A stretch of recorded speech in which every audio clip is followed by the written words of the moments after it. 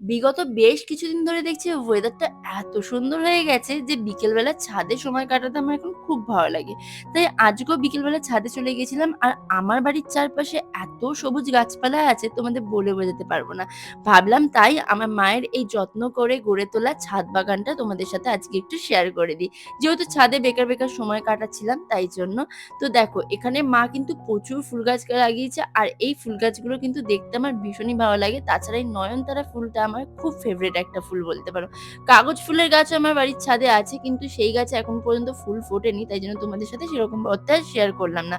আচ্ছা একটা কথা বলো তো, ঝাউ গাছেও কি ফুল ধরে? আমার বাড়ির ঝাউ গাছে কিন্তু ফুল ধরেছে। তারপর অনেকক্ষণ পাগলামি করেছি, অনেক হাওয়া খাচ্ছিলাম, গান শুনছিলাম। তোমাদের বলে বোঝাতে পারব না বিকেল বেলাটা আমার কত ভালো লাগে ছাদে সময় কাটাতে।